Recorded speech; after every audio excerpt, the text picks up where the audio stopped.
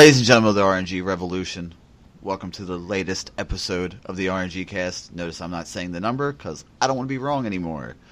I'm Buster Knuckle. Joining us today are... It's the main man, the businessman 24. What's going on, everybody?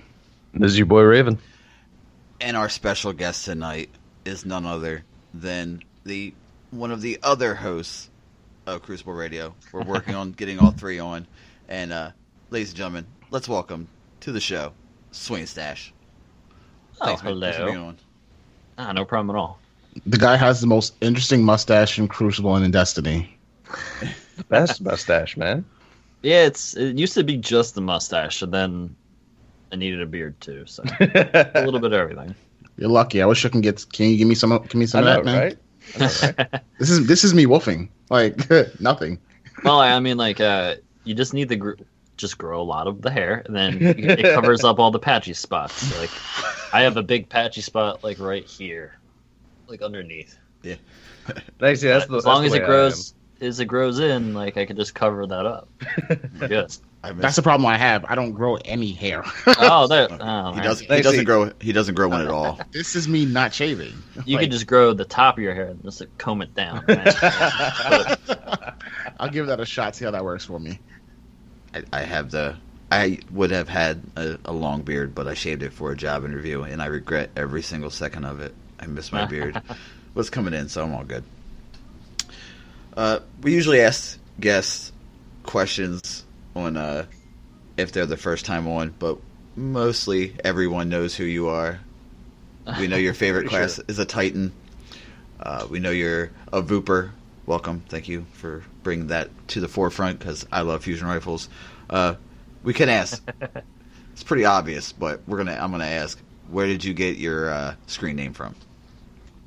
Oh man. Well, Swainstache, just Swain's my last name. And for a long time I only had a mustache, so it was kind of looking for something for an Instagram handle. Because I use my Instagram heavily for work, and I wanted something noticeable. Yes, you do. And so my now wife was like, "Why don't you go with like Swainstache? That would be great, right? That's the play on, that's lots of S's and it sounds good." So that's what I went with my Instagram, and naturally, well, I started Destiny under a different PSN, something that like I first put up when I first got a PS3, like way long ago. And I went into Destiny, and I got like really far into Destiny before I became like a part of this community as far as like a community leader. And at that point I was like, shit, I want to change my name. I want it to be across the board, like what they call me on the show, what my PSN would be, everything kind of just be the similar. And it involved starting Destiny over right before, like a month before Taken King. Yeah. All right. Yeah. I thankfully got enough exotic, enough strange coins for when Zur came around and gave out Yallarhorn right before the change. That's good. See, the reason they laughed is I'm too far in now to do it, to change my PSN to Buster Knuckle. I can't do it. I'm so far ahead. I'm so far in. I can't. Wait, what's your PSN again? Blister Lister 113. Thanks for asking. They do it every episode. No one can know mine, because then they would know how bad I was when I first started. Google's ELO. People be on Destiny Tracker. It's not good. It's not good. And yeah, people will go on DestinyTracker.com to see what your stats were. And I mean, for some, it could be a testament to the show and talking to all these people on our show, how much I've improved based off of that. But we'll see. Sure.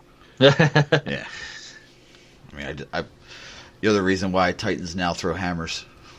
Well, post nerf, because before the pre nerf, they were just overpowered. Everybody knows that. Man, I tried not using it. I tried going back to Striker when the nerf was implemented, and I probably spent about a month or two on Striker before I realized like I really love the way Sunbreaker played, and I just kind of naturally went back to that. I was using the more hammer still and kind of doing whatever, and for some reason one day I was like, you know what, let me fucking try Suncharge, and it changed my entire life. It's one of those things. One of those things that I got it, and I start showing my friends clips that I was getting with it, and they were like, "Wait, what? That exists? What even is that?" Like I would get breakers and all sorts of kill feeds that were just ridiculous, and people would be in my party or in the same fire team, just being like, "Are you kidding me? You kidding me again?" So it's a combination of it's not the best. It's definitely not one of the best subclasses, but people don't expect it, so that always works in my to my advantage. Yeah, I get the unexpected because I main defender, and I don't use a shotgun, so everybody expects the fun police build, and I'm like, no, I just got 2 suppressors for you. That's all we got. So, nice. Iron Banner just ended, and I know everybody's been talking about Iron Banner, so we'll talk about it very, very briefly. I played 1 character's worth of Iron Banner up to the drops, just to play the drops, and then I stopped due to time restrictions. What did you guys think about this? I always want to say zone control, zone control, zone control. So I'm going to say it again. I think zone control would be fun. I want to hear what Swain has to say about that. But you guys get anything good? Any pack drops? This, that, and the other? I don't think I got anything too crazy this time around from the bounties. I tried to play enough to get the weapon bounties out of the way, just to see what goodies I can get there, but nothing really pops out of my head that really dropped, I don't think. I don't remember anything, to be honest, when it comes to Iron Banner. I just remembered, all right, cool, I got the last bounty done, move on with my life. So nothing really stood out to me as far as drops go. So if I'm being completely honest, I played the exact same amount. I finished the bounties on my Titan to see what weapons I got. I'm to the point where I just don't need, why would I need exactly 20 different Iron Banner weapons when I know that 3 are good? Exactly. There's no point in me playing endlessly for drops when I already have a tier 12 build that I like, and I like the way it looks. Nice. And I've got the weapons. I've got decent rolls on most of them. So I did the bounties just because I wanted to play some Iron Banner, kind of get into it, and I didn't play much Destiny after that. I kind of took the week off. I'm playing something else. Ooh. What are you playing, good sir? I know, it hurts. It hurts me. It hurts me so bad. It's healthy. It's healthy though. I've put thousands of hours into Destiny, and I've always taken the approach that it's my free time. I spend 60 plus hours a week working. It's technically 7 days a week, depending on how busy we are that week. Wow. Playing video games is just my free time, and why wouldn't I enjoy my free time? If I get to the point where I'm banging my head, I'm hitting a plateau, I either switch it up, I go watch TV, I play a different game, I read a book. There's plenty of other things I can do with my free time, and I cherish it so much when I do have it. So I've just been playing Overwatch this past week. Nice. Who's your main? And well, I don't really. I try and main. We try and keep it between 3, and I'd like to be accessible to my team. Yeah. A lot of times in comp play, I'll let everyone else pick first, and I'll pick based off of that. So you're the fill. Yeah, I like playing the fill. But if given the choice, I'll play Pharah first and foremost, and Zenyatta second. So, but no, it's a great game. It's a very well polished game, and it is what it is. And for the competitive side of me, it scratches a lot of itches that Destiny doesn't quite scratch quite yet. So you think there's going to be a ranked playlist coming? I don't think Destiny 1. No, I should rephrase that. With Destiny 2, you think there will be a ranked playlist? I hope so. The thing with Destiny is it's one of a kind. It's its own thing. Yeah. It's the first of a very weird game that they kind of were like, hey, I wonder what happens when we throw all these genres together, and we'll figure it out. So like, without being too cliche, it's just like we've been part of a very, very long beta for what's going to be hopefully one of the best games to ever exist in Destiny 2, because I can, knowing a lot of the game devs and having talked to a bunch of them, it's very apparent that they're limited. They're very limited in what they're able to do based off what they have. And the chance for them to start over and do everything the right way right out the gate after this learning experience has me giddy. And I'm hoping and praying that some sort of ranked playlist, some sort of, I would love seasons in the Crucible where your ranking resets and you have to go back in and you have to grind back up with some sort of, carrot at the end of the stick would be perfect. Like currently I play endless amounts of Overwatch simply because I want to hit that next level. There's nothing to it but that. The gameplay is fun and I enjoy hanging out with friends and working as a team. But like that carrot on the stick of, that new level platinum, hitting platinum and getting a golden gun eventually. Those are they don't mean anything, but getting them would make me feel nice. And I could just be like, all right, well, now I'm going to start playing in platinum. And a lot of people, leave behind a different skill ranking as I got better. So I think something like that for Destiny would be very good for its growth. It would end up, as much as they said, private matches would extend the life. Maybe 6 months ago before they announced it, probably it's longer than that at this point. But I remember almost every community member saying, "Oh, private matches! There's going to be so much we can do with those. The content would be endless. We're never going to run out of content." Where are those people now? Where are those people now doing all the events that they say they wanted to do? It's part of the puzzle. I think private matches enabled a lot of things to happen, but you end up with all of these PvP players who want the randomness. They don't want to, them going in to sweat against a team they know, a team they've sweated against before, doesn't provide them with the randomness of just queuing into a playlist and seeing equally skilled players playing the similar loadouts with whatever rules are implemented.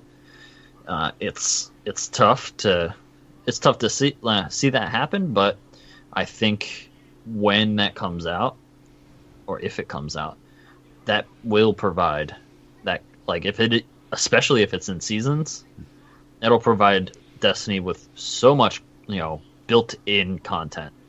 Just players just staying and staying and staying. It's why Overwatch has stayed, so consistent over the 3 seasons of competitive they've had. It's simply because there's something there. There's something at the end of the stick, and people are chasing it. And within that is good gameplay and good characters, which Destiny has in spades. They have all of those things. Guns, weapons, subclasses, so much lore. The basis is there. Just give me more to chase after. So what do you play on Overwatch? Do you play on game console or PC? Currently just console. I have very terrible mouse and keyboard skills. So I do own it on PC, but I don't know if I'll be getting into it too much. I might give it the the old hey ho, let's go see if I can get to level 25 and do my placements and see how bad I am. And hope along the way those 25 levels I somehow gain some experience with mouse and keyboard, but we'll see. He didn't want to. He didn't want to say fair shake. I was gonna say. I know it was. I saw the hey ho, let's go. I was like, that's gonna be the new thing I say now, so I don't get screamed at for fair shaking. Now, I actually do have a suggestion. Like for those that get into mouse and keyboard, if you can look into like a thumb-based trackball. They're very rare now, but I think Logitech makes one. Mm-hmm. I find it so much better for like console-based shooting that a lot of like the aggravation with like just picking up the mouse and setting it back down to like recenter just isn't. It feels a little more console-y, like I said, with the thumb-based trackball, much like. But I just got this. I just got this beautiful thing right here. Yeah, but then there's this. I've had this since 2002, and it still works, which is amazing when now that I think about it, because this thing is 14, 15 years old now. Jesus. Oh, boy. So I'm going to do this now, Biz. Go ahead and talk about Titanfall 2. Get it out of the way. Wow. I traded it in. It's a pile of dog shit. I don't like it. So go ahead and talk about it. What? Swain, have you played Titanfall 2? I haven't, and still in the wrapper. I haven't. Just go ahead and take it back to GameStop. It's a pile of dog shit. It's not. I didn't pay for it. It was a gift, so all the reason to play it. You can't return a gift. I'm not that heartless. Titanfall 2 is phenomenal. It's scratching my personal itch because, first of all, the thing about I played Titanfall 1. That was Titanfall 1 was Destiny for me before Destiny came out, so I was already a big Titanfall fan. And I stopped playing it because it got stale, and I was like, okay, whatever. And then Destiny came along, then I forgot all about Titanfall, and then Titanfall 2 came out. I was a little hesitant, but I played it again, and I picked it from where I left off. I was like, oh my god, it feels great. It's so fluid. The gameplay is a lot faster than Destiny, so it requires your hand and eye coordination to be a lot more on point. But I think the biggest thing for me was I've developed a lot of bad habits playing Destiny that they come out in Titanfall, and I'm like, shit, I can't do this. Like, no, I'm not warlock mailing this person from 10 feet. This is not going to work, guy. I'm going to get killed. And so, to me, I think Titanfall 2 has, first of all, it has a campaign, so it has a story mode, which Titanfall 1 didn't have, and it's still a fluid gameplay. The graphics are beautiful. The whole idea of you facing other pilots or in Titans or large machines is great in its own right, and just I personally like the maneuverability of it. How quickly you can move around and stuff like that. For me, it works. It's the game that I remember. Like, yeah, I remember loving this game. Yeah, it's like an ex-girlfriend, right? Where you knew y'all should have stayed together, kind of left her, and he's like, you know what? I think I'll give this another go. Okay, you've grown up, you've matured. That's cool. We talk about this every so often on the show.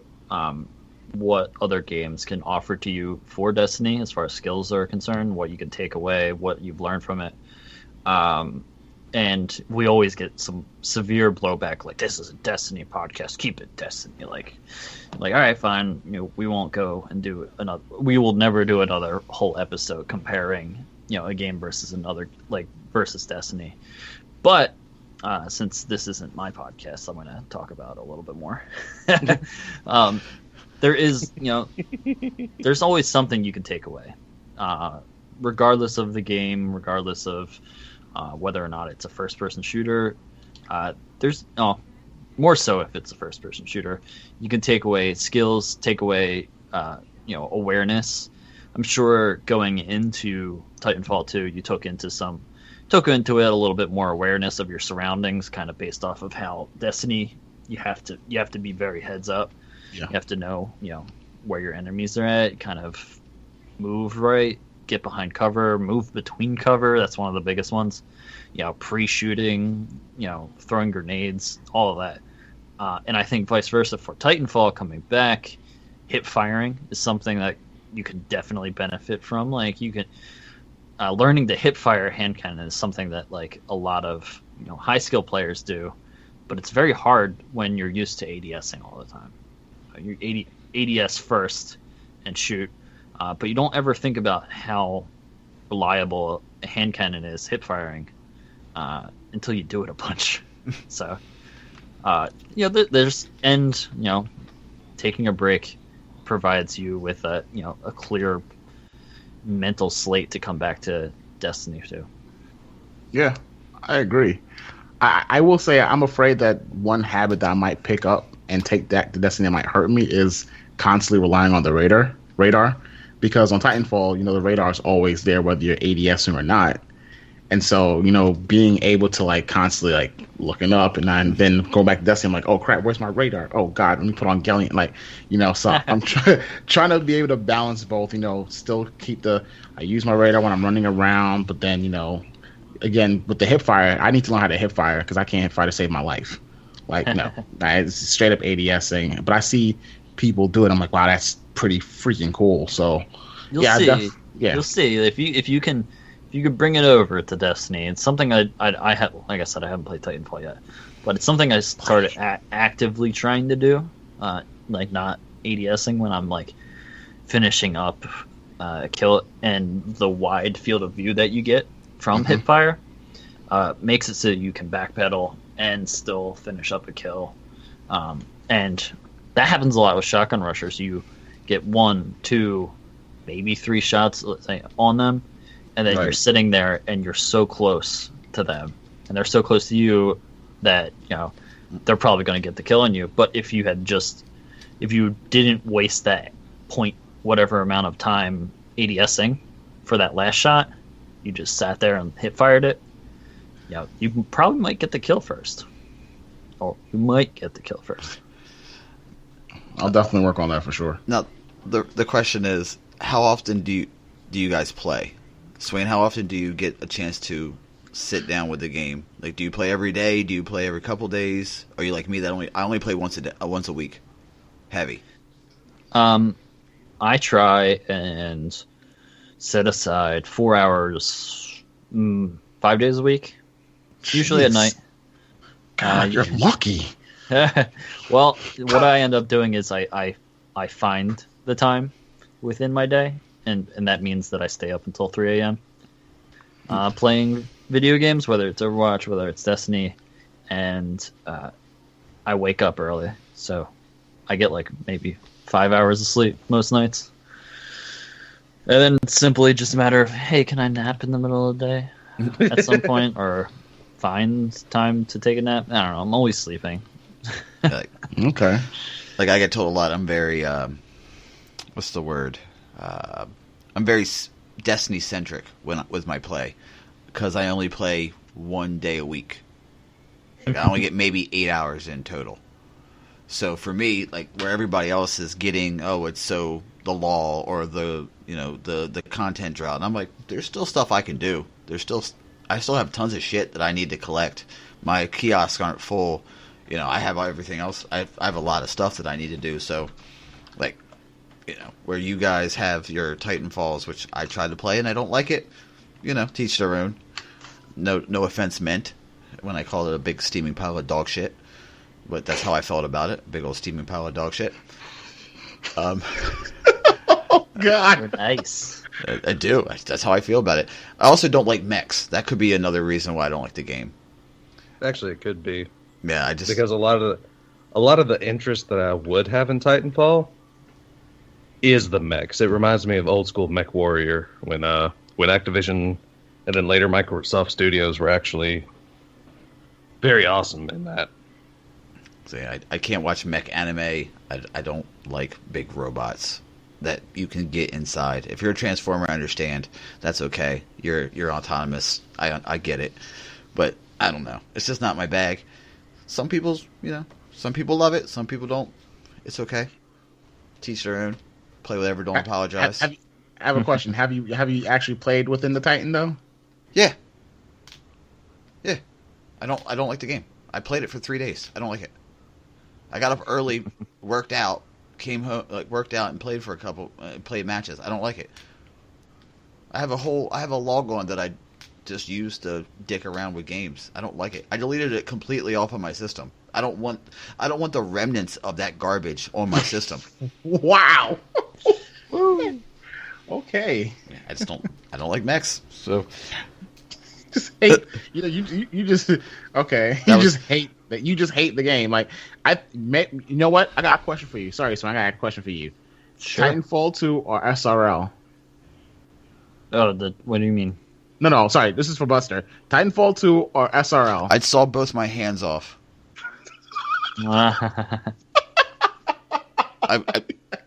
You couldn't make me play those two. You couldn't. If there was a no Titan mode, it might be a little bit okay, but it's called Pilots versus Pilots. Nah. There is a no Titan mode. Yeah, it's called I just don't like the gameplay in general, though. It's not just because of the robots I don't like the game. I just don't like the way the game plays. So, Resident Evil 7 is great though. Resident Evil 7 is great if you guys want to play that. The Trials map. No, actually, legitimately, Resident Evil 7 is apparently like the best Resident Evil since like early Resident Evil. And I've been watching playthroughs, and that stuff is freaking intense. My girlfriend yelled at me. Little known fact, though, when PT disbanded, that's who made Resident Evil 7. The guys behind Silent Hills, Capcom, swooped in, hired them up, and started Resident Evil 7, from what I hear. And you can definitely tell it is like freaking... Like I said, just watching the... It's a 5... Watching it is amazing. It's a 5 what the fucks. You literally go, what the fuck? What the fuck? Set 5 or 6 times when you watch this, when you have a scene, so... We can do a real quick rundown. Trials. No! What are you knowing about? Trials map is Last Exit. Swain, you have any tips and tricks for Last Exit, being that you've talked to Jesus Christ, everybody who's anybody in Crucible? I mean, Last Exit is one of my favorite maps. Simply because it's... I don't know. It's got something special to it. It's got all those different layers.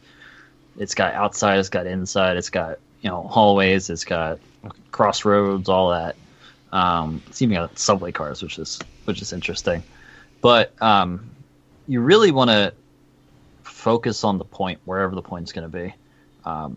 If you put yourself way, way far away from it, like if you are sitting in the back by your spawn, you're immediately at a disadvantage because you are nowhere near the capture point if it comes down to it. A lot of times I'll have a team and we'll focus on rotating until we get into the perfect spot we want to be in. So that's usually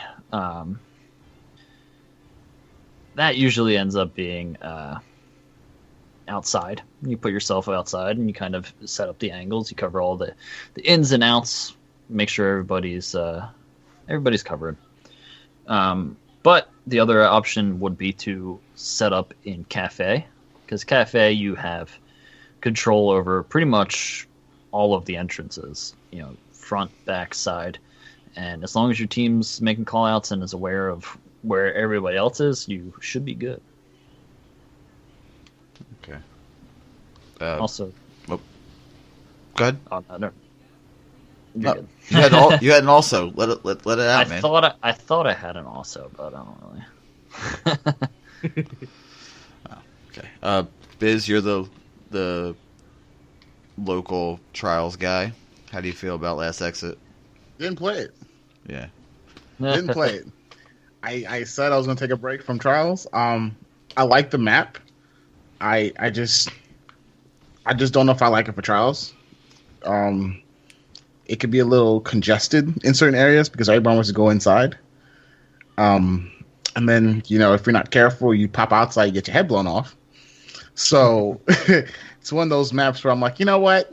I would have tried it this weekend, but I think I'll pass. Because I wouldn't know what to run. Like, a shotgun, yeah, you can.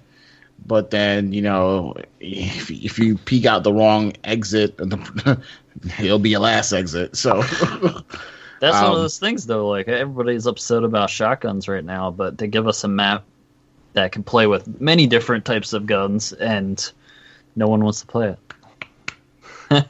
No, I love it. For me, it's it's not just the map. It's just Trials right now for me has gotten aggravating to the point where it's no longer fun, and I get pissed off a lot quickly than any other game mode because I'm super competitive. So it's just a matter of just taking a break from Trials altogether.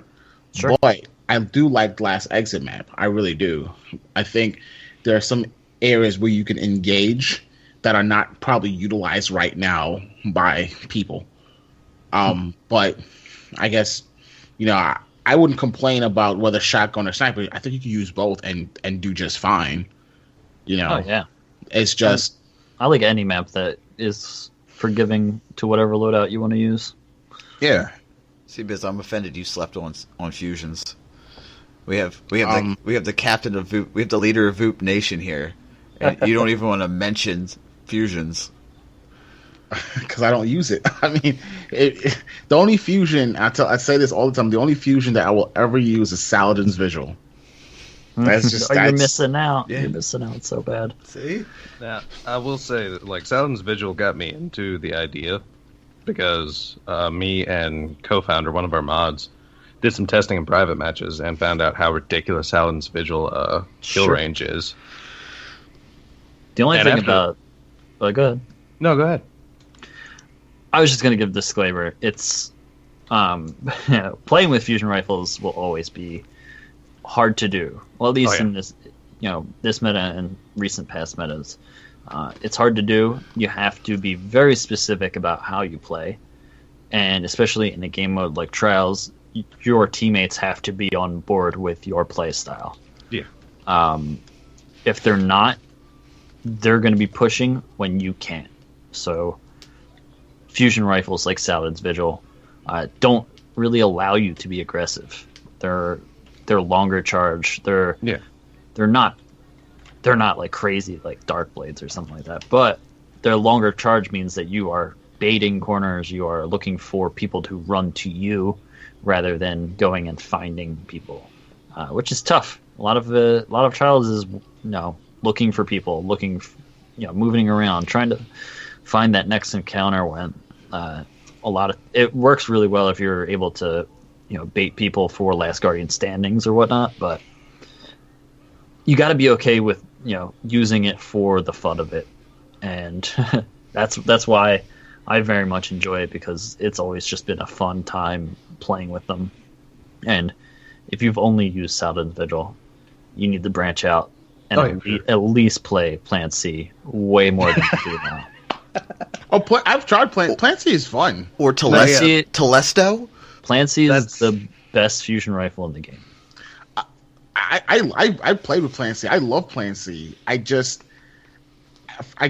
because I use like an exotic primary, like either Last Word or Mida, is the reason why I don't equip it more often. That's really the only reason why I don't. That's really, really what it is. And I love the fact that you swap, dead. It's like a shotgun, but with a lot more range, right? Yeah, a lot of people. It's a hard one to get used to, doing the quick swap to auto fire, and it's because it's kind of random. It's tough to predict. You can't really go into an encounter and be like, all right, I'm going to proc this right now. But Plan C is it's in a league of its own. It's so consistent. It can hit some of the most ridiculous shots if you have it set up right, and it feels amazing. The charge rate is pretty low, so you can charge while in the air or charge while you're running across entire section of the map. And the best thing about Plan C, which not a lot of people notice, is hip fire on it. Yeah, it has hip fire as a perk, and you can do just as well, if not better, shooting your Plan C with hip fire, and kills just like some stuff that you didn't think you would get. But I love that gun. The gun has got a special place in my heart, and I just run it next to Ice Luna or whatever hand cannon, a legendary hand cannon I have. So while we're on the subject, because someone in the chat has asked this question, you mentioned it before about hip firing with hand cannons. The question was, do you have any tips for hip firing hand cannons? What are your tips on how to do that? Yeah, I like how you just Tips would just be kind of, you need to know where the center of your screen is. If you know where the center of your screen is, you're not so much thinking about your gun as a thing that you're moving to a section. You're moving your screen to where you want to fire.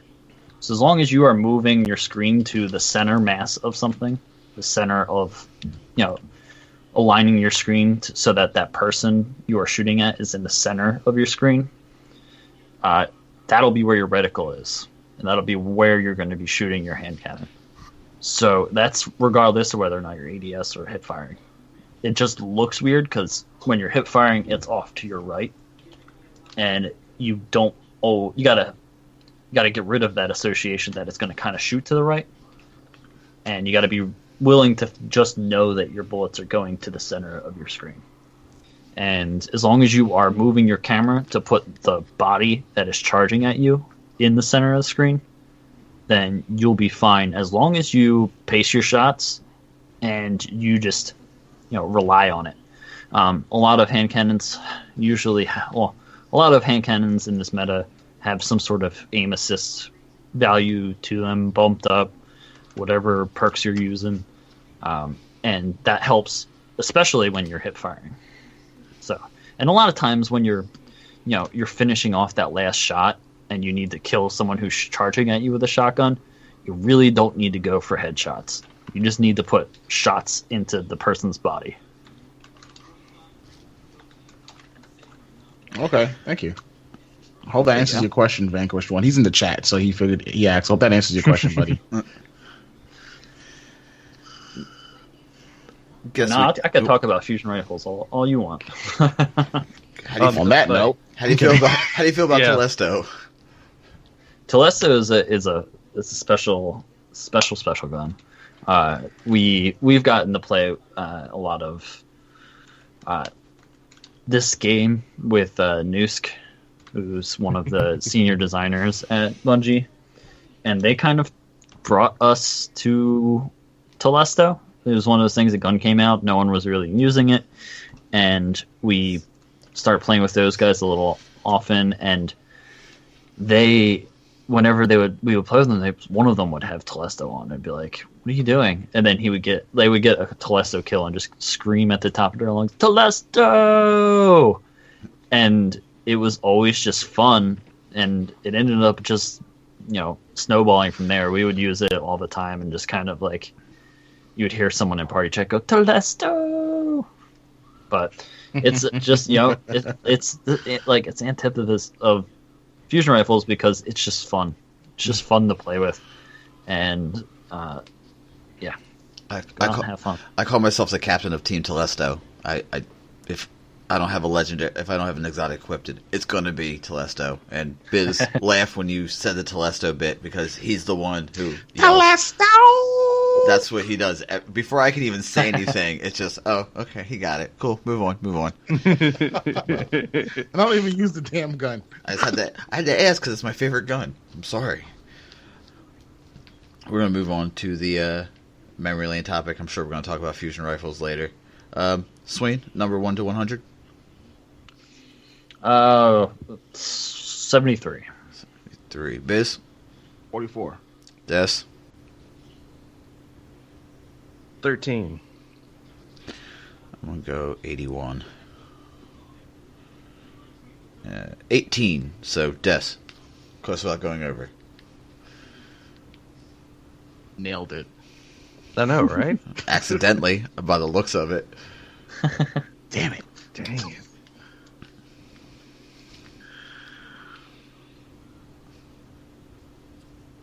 I don't know what's going on. What are we doing? He's trying to figure out a memory lane topic. Yeah, at this point in time. Now, normally I would have something like in the back burner. We have 37 of these to do. We've done, so we're yeah. It's like a little tapped. Anybody else have an idea? Because I'm a little Destiny related. It could be anything. Anything in your history, basically. Anything. Oh man, it's like a class sharing, basically. Yeah, pretty much. It's like show and tell, but you tell something about yourself. I would say man. So this is if I'm going to do something that's very specific to us, my show and myself, it would be when I learned about scrub mentality early on in the show. And everybody kind of thinks of scrubs. That's like being called a scrub is just like it's usually an insult, and a lot of people take it that way. But I heard it the first time, and I was like, "Oh my god, I was such a scrub for so long in this game." Like I would chastise friends. Like early on, I would chastise friends for using Thorn, or whatever, like Felwinter's Lie and all that, and then like just being upset, genuinely upset, and getting tilty and angry and all that. And when I discovered about countering the scrub mentality with a positive growth mindset, it just changed the way I look at this game. It changed the way I rapidly learned, because I was willing to just use whatever I wanted, or use what was going to get me the win. And there's a difference. Like playing the win, that's why it's really frustrating for me to interact with a lot of people on Twitter that are angry. It's simply because it's like, I've been there. I know exactly what you've gone through, or you're going through right now. You're upset at Scories. You're so angry that this team is using Clever Dragon and Matador, but why aren't you using those things if you like winning so much? Simple as that. And as soon as you can break out of that mentality and be like, well, I'm not using those things because right now I don't care about winning all that much. I just want to have a good time, playing tonight. So I'll play with fusion rifles. But if for some reason I know I need to win, like say me and Bones are trying to get someone in the lighthouse, better know I'm going to switch. Like I'm going to switch to something that will win, because I want to win at that point. There's a lot of great resources out there for thinking about scrub mentality, but I learned a lot from the playbook, and it changed everything about Destiny for me. That was probably almost 2 years ago at this point. Yeah. See, I remember my dirtbag time was when I was playing Black Ops 2 and I was using the shield and then the LMG with target finder. I didn't give a shit. It's what won.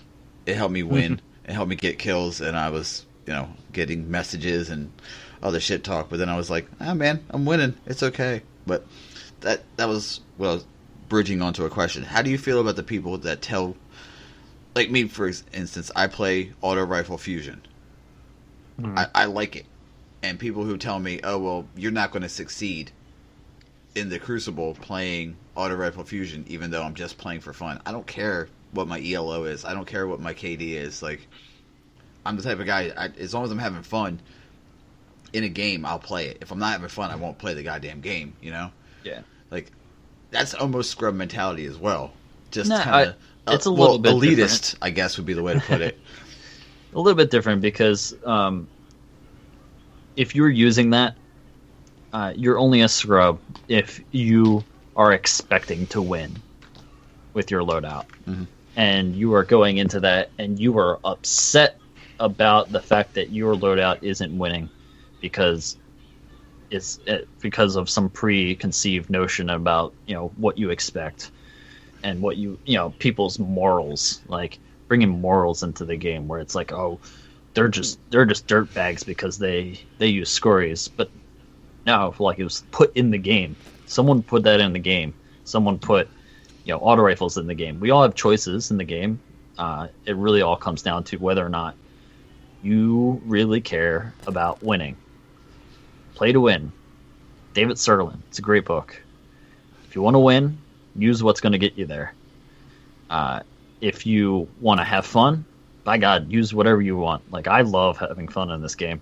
That's why I play Sunbreaker and Fusion Rifle pretty much primarily. Because I don't, like you said, I don't really care. But I don't expect to win every game. I expect to be challenged, which I find very interesting, and I find it fun to be challenged and try and put myself outside of a comfort level. That's not always winning. It's a different play style. It's not the best. I'm not gonna get all the kills, but I'm sure as hell gonna have fun the entire time. I rarely ever tilt, and at this point, if I do tilt, it's simply because someone else in my party or someone else I'm playing with is technically being a scrub and is upset about lag, and they're upset about their guns not connecting, or some preconceived notion that, they shouldn't be using this artifact. We're getting beaten by supers. That'll just I'll be like, all right, I'll go silent and I won't talk. I'll be upset to myself, and I'll find the quickest way to stop playing with that person. It's just not going to be fun. Why would you sacrifice your fun just to, keep grinding at a game? That's a very interesting point. To be honest, I wasn't even aware of the scrub mentality. I guess the way I play is I'm gonna kill the mans, and my goal is to win. And if I win, I'm good. I'm happy. And if I don't win, I'm like, damn it. Okay, what do I need to do to get better? I guess I never put hey, I'm playing this for fun versus I'm playing this to win. I'm always playing to win. I'm wired a little differently, and that's why I think something like Trials makes me so mad so quick, because the game mode it's slow and fast at the same time. It's fast because you only have 2 minutes per round, then you hit overtime. But it's slow because the pace is drastically, slowed down, where you have to be methodical.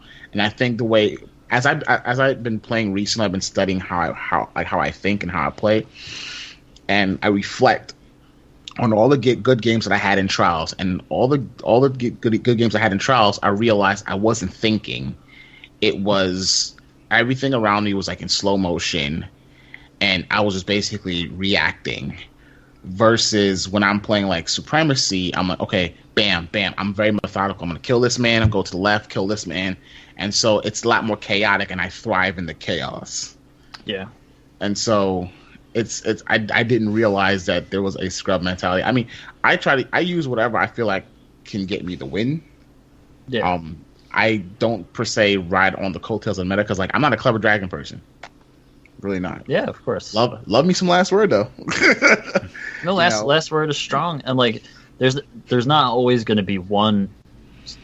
Right now it's not one loadout that's at the top. There is loadouts that beat Clever Dragon and Matador. Last Word Sniper is usually one of them.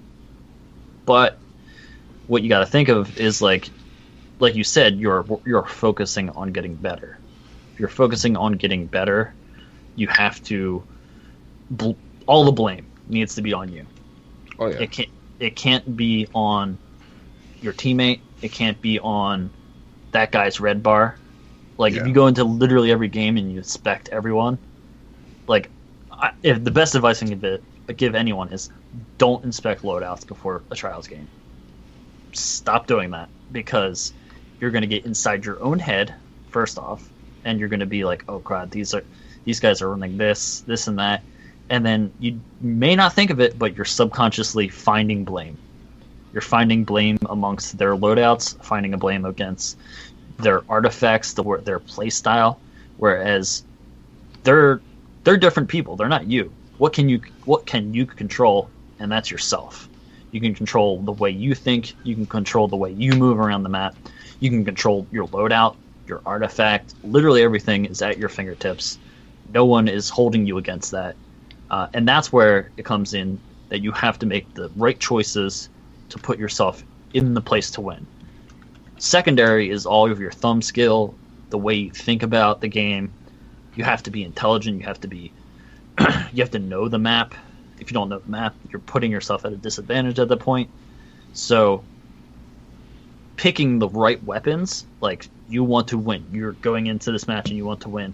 What is your best primary? Pick that. What is your best secondary? You pick that. If you think that you need to play off of your teammates and support them a little bit more, what's your subclass? Does that do that? Does that support your teammates? your artifact, what is your artifact doing? Is that promoting a very aggressive playstyle, or is it playing to a more passive playstyle? Like Scories. Aggressive one would be Jolters. But if you're aggressive and your loadout doesn't play with aggressive, you can't be upset that you got shotgunned. Because you got shotgunned because you ran in with a last word and a sniper. Right. And you should be playing more passive. And that's where people, like, I just get driven crazy when I'll go into a stream immediately. They're like, oh, this guy's red barring, but you don't see any lag. They're just really focused on the red bar next to his name. That could mean nothing. And even so, like, net Duma routers, those drive me insane too, because you're literally looking at another screen to know where you're who you're playing with, and you are distracted by the fact that they're on another country, and you're not focusing on what you can control in the game. It's just like an absurd thing. I can't imagine someone spending money on something like that just to know where people are. Yeah, it's kind of creepy. I understand. It's like, me looking at some guy named Burningwim who's out in Somalia. It makes perfect sense. See though, Biz, what you were talking about, how you said that time slows down and you feel like you're just not present but present. That's flow state. That's an actual thing. That's alpha waves. That's like surfers. I also want to know, are you watching your bad games? Yes. That's arguably more important. What I typically do is when I die, I typically figure out, okay, what could I have done differently? And a lot of times it's just, hey, the guy got the first shot on me, and you know what? My gun skill didn't match up. Simple as that. I didn't put myself in an advantageous position to get off the first shot and then finish demands, or maybe I missed that headshot. And then, basically I got a body shot, and then he got the headshot on me. I'm like, I missed. No, it's tough to be able to judge yourself and know your weaknesses and kind of put them at the forefront when it comes to learning. Oh, and yeah, I don't know. It's been a tough, year and a half, 2 years that I've kind of been focusing on this. Like, there's definitely things I can't handle. I can't handle the fact that I'm getting older, and some of these people are just going to be naturally better than me. Like they have the reflexes. They have the fast firing neurons inside them that can react way quicker than I can now. Yeah. I also am always tired. That's not helping me either. But like I said, I don't get upset about things, and that keeps me from falling into that mentality. Yeah. But I take you as a competitive player. Like how is it that you're? And this is probably Dust can answer this question because he's the king of Zen. Like I am literally ready to rage. Like what the hell? Like that should have been. I should have won. What did I do? What did I do wrong? Like how is it that you're so Zen? I assume that's just a personality thing, versus you can learn to namaste all day. Well, I very much, if you want to stay Zen while playing video games, I very much suggest having one of the most stressful jobs you could possibly have. I'm about to say, he's a fucking chef, man. You don't think he has stress? Just find something that stresses you out 24/7, and then when you go into it, you're like, wow, this is literally just a video game. Like, okay. I want to win, and when I do win, it'll be like, oh, cool, we won. All right, cool, we're going to Lighthouse. Rather than like, I love winning. Trust me. Like I've been competing since like I was a very little kid, and I've never stopped competing. And I love competitive situations. It's why I play Destiny PvP primary, and it's why I love Overwatch competitive. That rush you get when you win is great, but you got to be able to stay even keel when you are losing.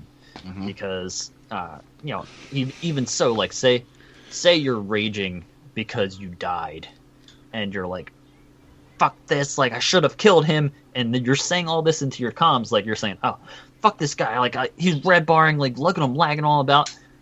All of that you could have been giving your teammates information. That's instead. And that's way more positive than being upset. Like, you're going to be able to maybe even still win.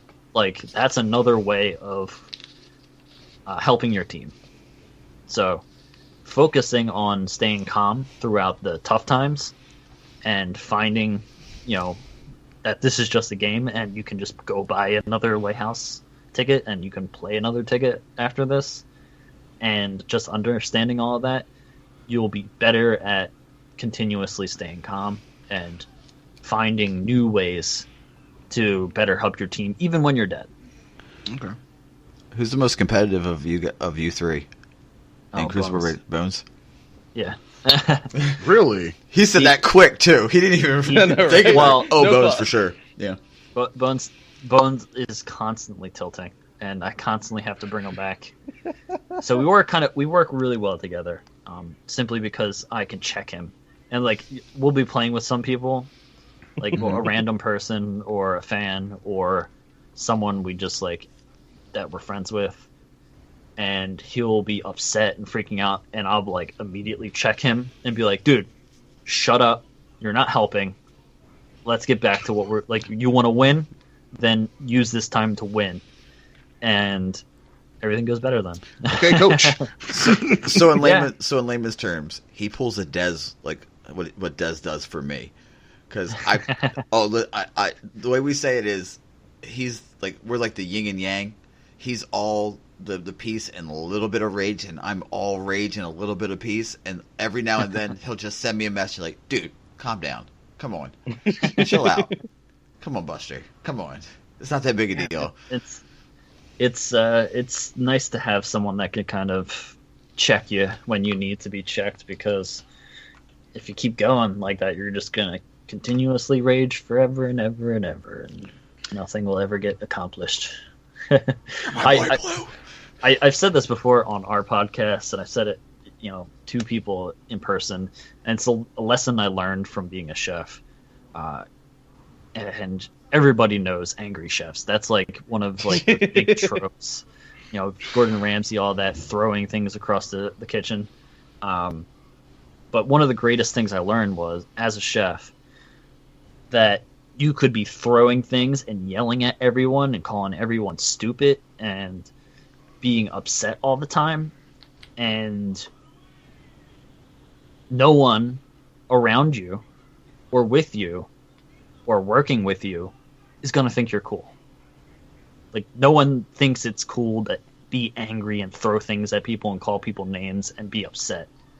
No one thinks it's cool.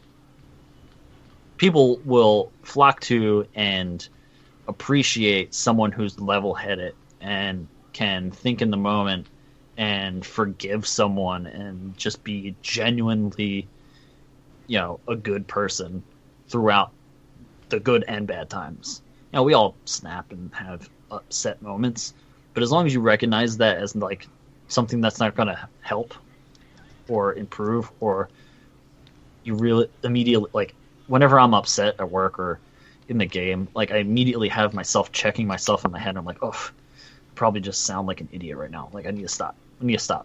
Oh, you're because, good. Like I said, no one's going to think you're cool if you're upset.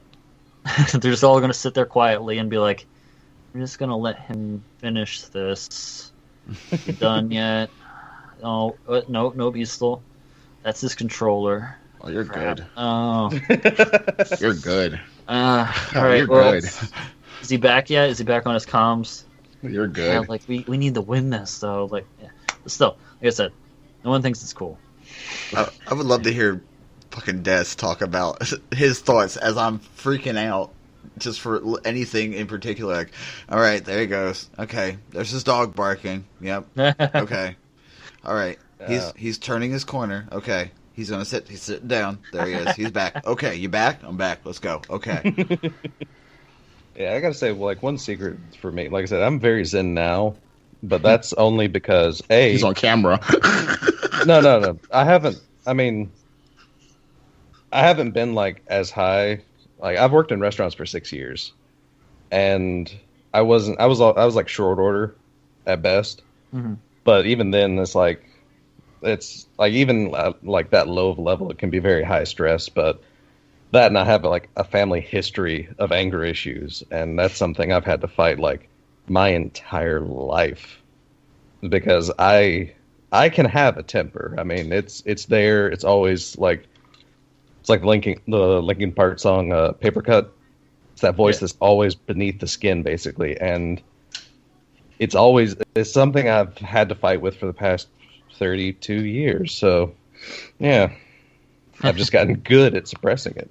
Exactly. And, high pressure situations, high adrenaline situations, it's very easy to slip into that voice, to slip into that personality.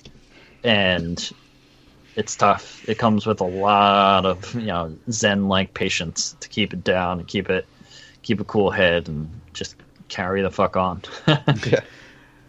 And not like we haven't been stressing the positive mental attitude. We're going to move on to the anti-assault mine. As everybody knows, we follow Justin Sua. He's a mental skills coach. He's basically our sports psych Steve, except for he hasn't been on yet. I'm working on it. Bird dogging. I swear to God. I promise you guys. So, this one is really, really good. I've read it this morning before I worked out, and it just kind of resonated. The great ones have failed many times on their way to success. Very true. Put that in your pocket. Put it in your heart. Hold it in. Whatever you want to do with it. But once again, at Justin Sua, I will bird dog. I'm going to bird dog. Just bother them incessantly until they come on. Oh, you have no idea. Oh, you have no idea. That's how we got Chris Cluey. Nice. Chris Cluey. Wow, nice. Yeah. Just do you want to be on our show? You talk about games all the time. You even posted some Destiny stuff, and he's like, "Yeah, sure." All right. Oh no, wait, I think I did this. They call me the bird dog because if I get an idea in my head of somebody who I want, I'll get them somehow, by hook or by crook, by getting up at 6:30 or staying up till midnight. Whatever works is what we'll do. So we're gonna move on the RNG topic. And, Swain, this one is you can literally bring up any topic you want. It can be TV shows. It could be whatever. This is hence why RNG. Memory lane is usually tied to like a memory. RNG is random. Okay. It makes sense. Let's do this. Oh, he wants to take it. We'll let him take it. I'll take it. Take it. Take it. Save us. Let's do this. What's everyone's favorite map in the Crucible? Rusted Lands. I see you, Biz. I see you. Rusted Lands. No ifs, ands, and buts about it. I love me some Rusted Lands. Why do you? What do you like most about Rusted Lands? I like the fact that it's both a sniper and shotgun friendly map, but it's constructed in a way where it's almost like a big ass triangle, if you will. I guess to me. Sure. Where you have the B point and then you have A and the C alongside. Yeah. It's very triangular, if you will. And so you got all these long snipe lanes, but you also have passageways, right? That you can maneuver from different areas and part of the map too. There's a lot of different walls. There's a beach outside that you can, shoot in the water. You can go shoot towards the back of the A side. I mean, it's a very engaging map, and you can have different fights in all different areas. So you know that Rusted Lands is the most tested and oldest map in Destiny. Yep. That's even when they go to test something, that's the first choice. Yep. It's Rusted Lands. Yep.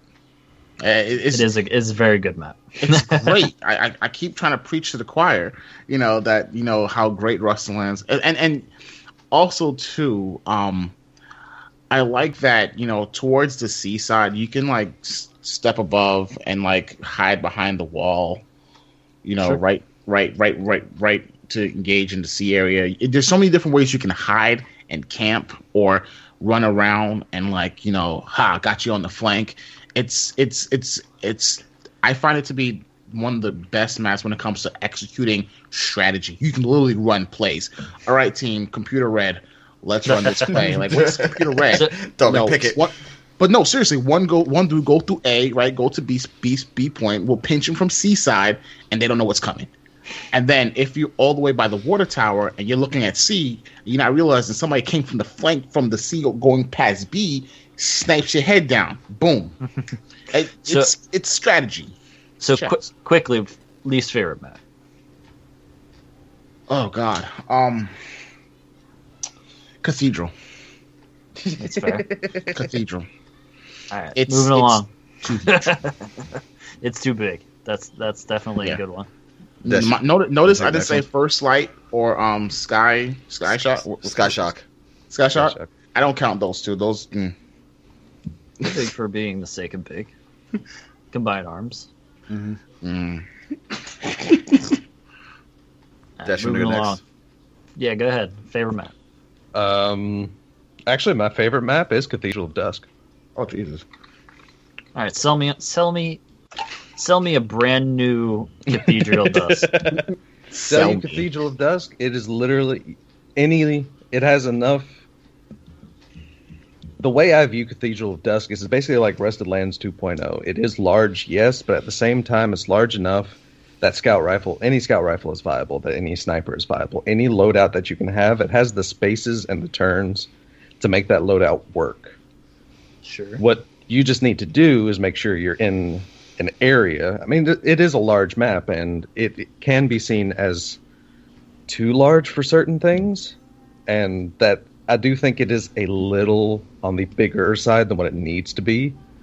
But still, I just love the fact that it is a map where you can go in and it's like, okay, I can make this work, or I can chill out in this area, and you can make auto rifle, fusion rifle work. You can make any loadout that you have in your head can work on Cathedral of Dusk. It's just learning where to do it, and that's one reason I love it. I mean, it's just I never said I hate potential. I do think I play a lot of Rumble, so Rumble isn't the best Cathedral. No. Cathedral's a great riff map, though. It's built for riff. It is a very great riff rap. Riff rap. Legit. Least favorite map. I try actually not to have a least favorite map. I try to find good points. Hey, you like that? In I all like maps. that idea. So but there's got to be something that if it showed up as Trials that week, you shake your head and go, "All right, we're doing this." Burning Shrine. I actually do enjoy Burning Shrine. I think the closest I have to a least favorite map, Icarus is the one with the domes. It's like the inside and the outside, and it has the giant domes on the outside. Yeah. Let me see. Is that Icarus? Yeah, it's Icarus. Yeah. Yeah. I think Icarus right now is my least favorite map, just because I'm very unfamiliar with it, so I don't really know it so well. Sure. Icarus is the PlayStation exclusive map, though, right? Yeah. Okay. Yeah. It's one of the PlayStation exclusives. Okay. What about you? What's your favorite map?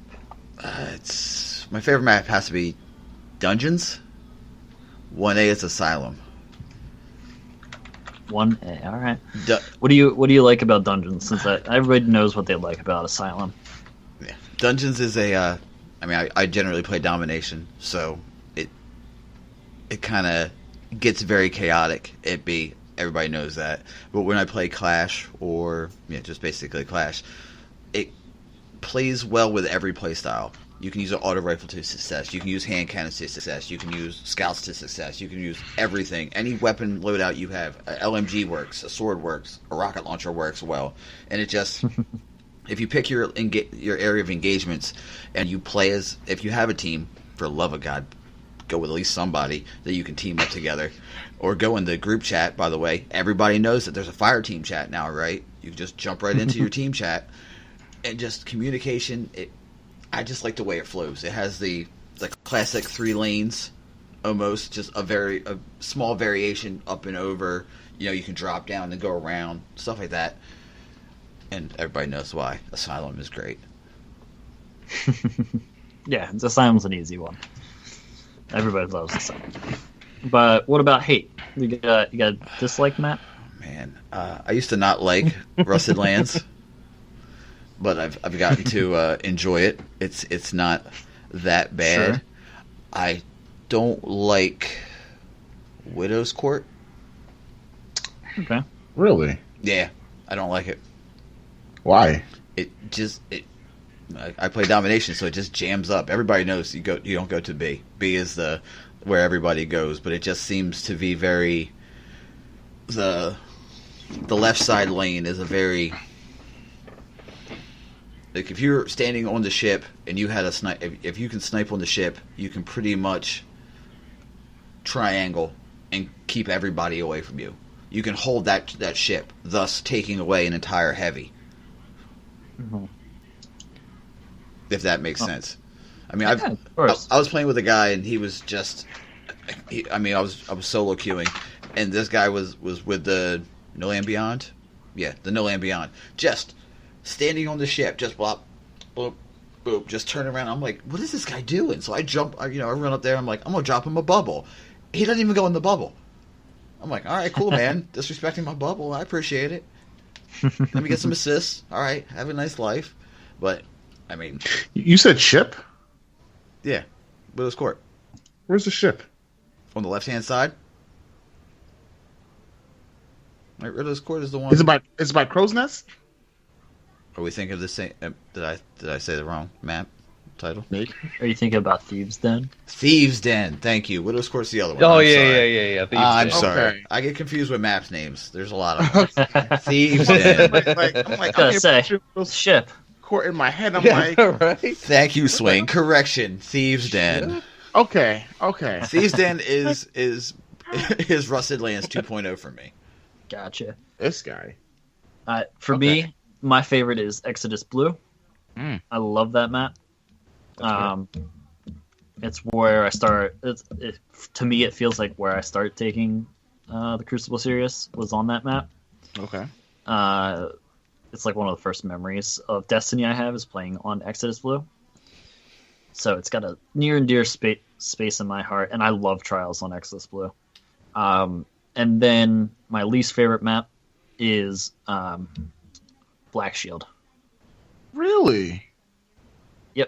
Yeah, I can. There's. Black Shield followed very closely by Blind Watch. Yeah. I hear like Black Shield a lot as people's least favorite. Yeah, I don't understand. I like Black Shield too. It's the matter of like you gotta be, if you want sight lines, you gotta be in the open. Yeah. And you gotta be way in the open. And if you want to go inside, you can lock down inside better than almost any other spot on any other map, simply because the very limited amount of entrances, and they are all doors, Yeah. open and closed. So you have the audio queue, you have the visual queue, you have the 3 men that can watch each door, and you're good. You can just sit in there. Yeah. So not a fan of that. And then Blind Watch, I don't like it simply because we lost the podcast showdown there, and we weren't supposed to play on it because it sucks for 3v3s. Yeah, it does. Simply because you can get up top and you can hold up top and you can just stay there all day long and cover every single one. As long as you hold that spawn, no one is spawning near you. So, don't like it. It's legit. Yeah, I mean that's fair. Legit. Like the only reason I don't hate Black Shield is because that was where I had my first lighthouse carry, so that will have a special place in my heart. But it's no logical reason that I have any kind of like for Black Shield. So there you go. I like Black Shield. That's fun, especially for like Clash and Control. Well, yeah. If you have inside. Well, not in Control. Control doesn't. If you have inside, all you can do is basically run back AC. B is just a given. But yeah, if you hold AC, you win. Yeah, that's how I like it. Okay. So, Swain, as you probably know from your Twitter exploding with retweets and favorites and replies, there are some questions for you, sir. Sure. So go ahead, Biz. Ask the standard question you always ask for a streamer while I find the questions. I wasn't even going to ask him that question. Well, go ahead. You're gonna we're asking him a food question. Just do your question. I gotta find them. Okay, that's fine. Fill in some questions here. I got you. So, all right. So I am what I call a certified foodie. I'm a food enthusiast, and so one thing I would like to know from you is how you feel about. Okay, joking question, but seriously. Okay, pineapples or pizza? Yes or no? No. You said no? No. Okay. I like Swain. I like him. Okay. Now, as a chef, what is the worst food crime one can commit as a chef? Not like maybe as a customer ordering, when you're preparing food and someone says, I want such and such, but this way. What pisses you off? What's like... Literally that whole idea. The whole idea that you can look at it, like a customer will look at a menu and say, I don't like any of this. Let me just make my own thing. Because it depends. Like, I mean, you can go into like a fucking Applebee's or some shit, and no one takes pride in their work there. But if you come into my kitchen, into my restaurant, and you start to look around my menu and say, like, well, they've got this ingredient over here and this ingredient over there. And you know what? I don't want the steak that way. Can you just like throw those other things on here with this? I don't want to do that. That's the last thing I want to do. I created every single thing on this menu so that it goes well together and it looks really nice and it tastes perfect together. You are creating an abomination that you think is nice and it thinks it's going to be great, but you know what? You can order that on the side, and you can throw it together all you want on the plate. I'm just not going to send you out exactly what you want. Okay. Like, low-key, legitimately, nobody takes pride in short order work. Oh, no. Okay. So that is the thing. Nobody does. my second question, right? Because I actually had an experience where... a quick story. I ordered. Basically it said it was a cola braised short rib, but the short rib was dry with no sauce. And I thought, if this is cola braised, I expect it to be some type of syrupy glaze that comes with the dish. So I actually had it sent back. But then the chef came out to speak to me, and he told me what his intentions were. And unfortunately, there was some miscommunication between what was brought to me and what he actually described, because what he described wasn't on the plate.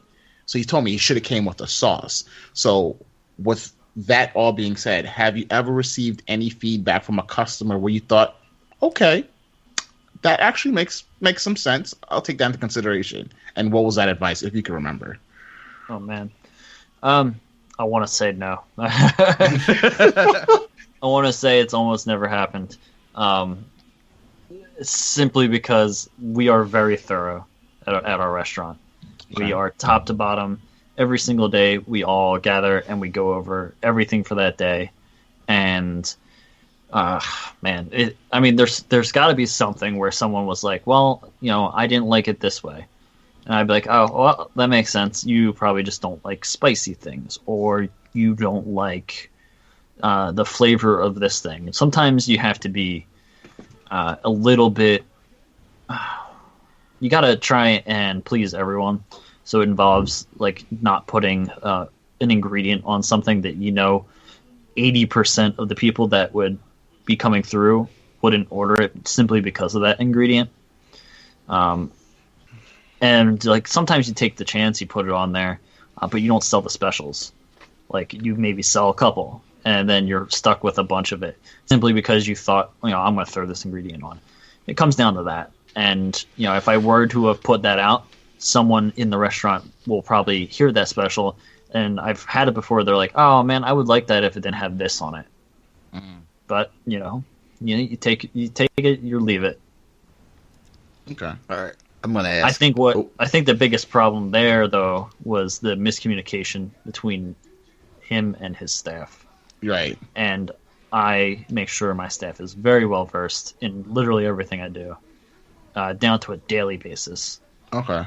And if I do a special right before we go live with that special that night, they need to know every single part of it. They need to know my intentions of it as far as flavors go.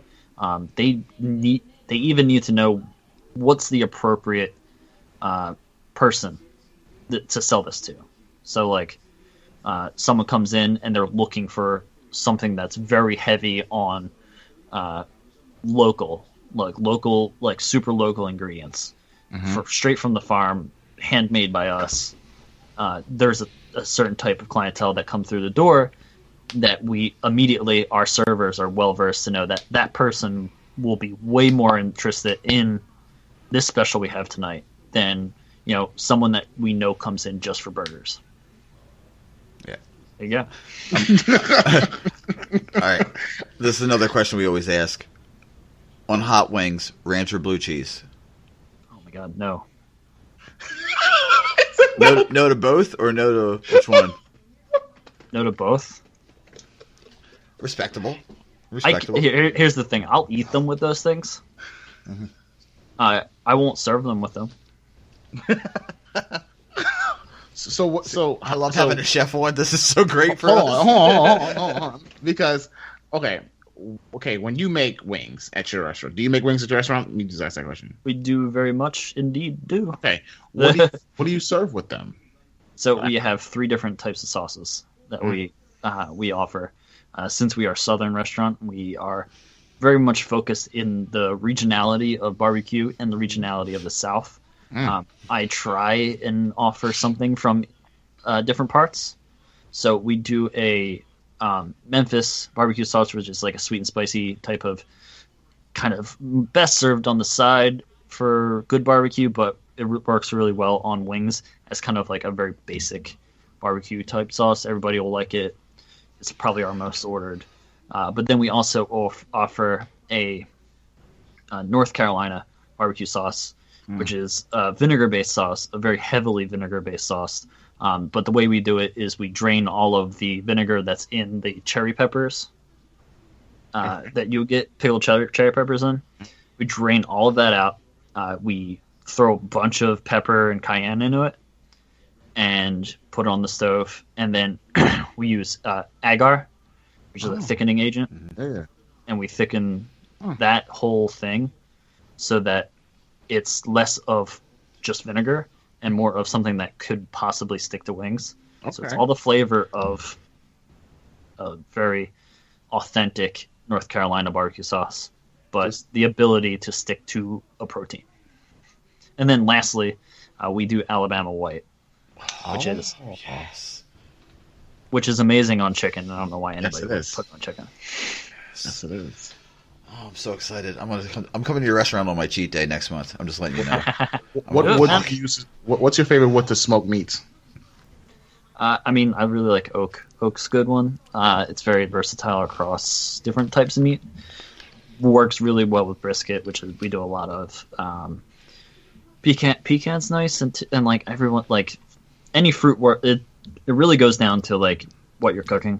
So pork, fruit woods. Something very subtle like fruit woods, whereas beef can stand up to heavier woods like oak, pecan, plum, all those things. Hickory too. Yeah, well, thing with hickory is it's very intense. Yeah. And I don't like using it, simply because I want a very subtle smoky flavor as opposed to, I think I might have ate a fire. A campfire, just delicious.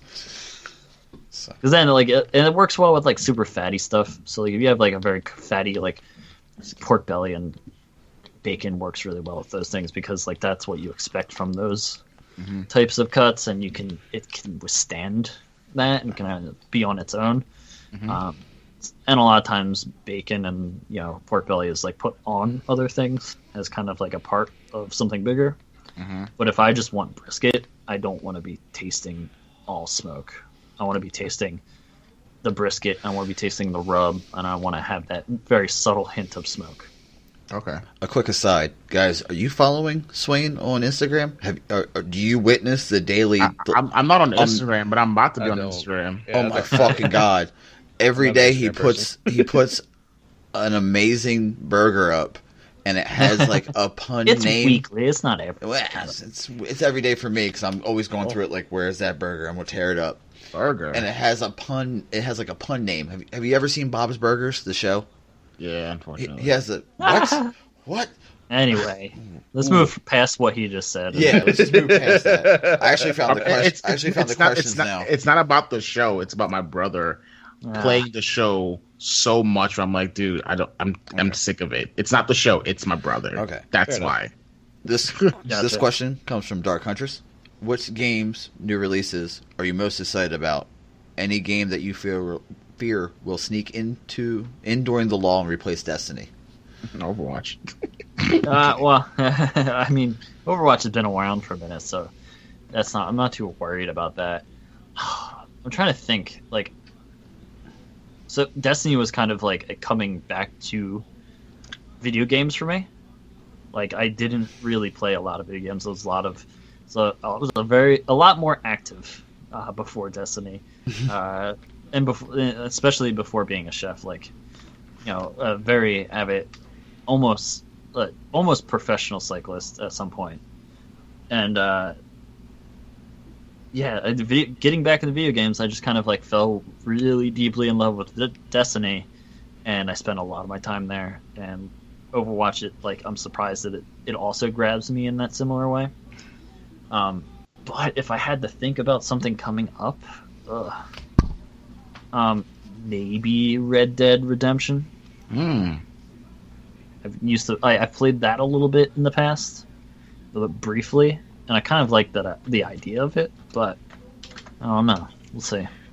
This comes from Vanquished One. It's actually in our chat. Any recommendations on marinating chicken versus meat? Time, the amount of marinade, or seasoning? Oh yeah, I want to hear this. So chicken versus any other type of meat? I would assume he meant beef, but sure. Gotcha. Or duck. Yeah. Poultry. Well, poultry is poultry. Beef? No, I wouldn't really like. Brining beef is very much kept towards like corned beef. Like you do like corned beef, or you're curing something heavy.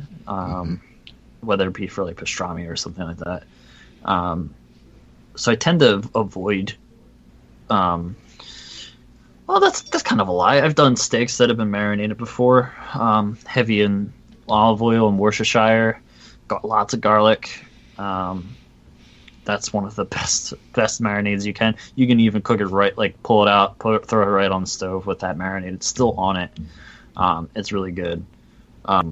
Poultry tends to be short window of time. You don't want to marinate it for too long. At most 24 hours. A lot of times with marinating or brining poultry, you end up pulling a lot of the blood cells out of chicken or turkey or whatnot, which is a good thing. It prevents when you cook it there being like a very dark red bone, and it's just another positive of brining. So never really over 24 hours for almost literally everything. There you go. Okay. Fish is very short. Fish only for like an hour. It's like ceviche. And ceviche is just a quick one too, right? Yeah. But that's an entire different like concept. Yeah. Quick cooking. This is from April. Ideas how to make Vooping great again in Division 2. What? Ideas on how to make Vooping great again in Destiny 2. Oh, you said Division. I'm sorry, Destiny 2. I say like what? I don't know. I really have no way of saying what's gonna happen. Simply because like fusion rifles are kind of like their own thing. That's something Bungie kind of brought to the field that makes no sense, but is so much fun and satisfying. A pretty funny backstory to it is that because of the evaporation effect on Guardians, so like you using your fusion rifle and the Guardian evaporating essentially almost gave Destiny an M rating. Oh wow. Yeah. And they had to convince them that it wasn't as bad, and they had to dial it back a little bit. Because Mortal Kombat doesn't exist in this reality. I mean, yeah, but that's a hard M though. Come on. Yeah, this was available to more kids and everything. So dialed back the violence. But that Destiny as a whole isn't very violent. It doesn't show you blood when you kill someone. It does, however, show you evaporating someone into dust, which is another conflict altogether. But I don't know. I think they should just stick with how visceral certain guns are and certain aspects of the game is, and fusion rifles will always be fun as long as they do that. Okay. I don't want them to be too powerful because then they'll think about removing them for the meta for a little while. Yeah. Just keep them where they are. I agree. They're in a good place. What's your preferred way to eat a steak? Like temperature-wise? Yes. I always say mid-rare, simply because that's a testament to the kitchen's abilities, wherever you're at. That goes for burgers too. Mid-rare, if you can cook a burger perfectly mid-rare. Maybe even more so medium. Asking for a medium and getting a decent medium is a lot harder than it sounds. Yeah. But I'll go and get a medium rare steak because that's probably the best. It depends on the cut, though. Like, there's a lot of different... Like, a fattier steak, you want a medium. But, like, something that's a little bit, leaner, even down to, like, a strip steak, you want to go with medium rare. Simply because the fat renders down more at medium than it does medium rare.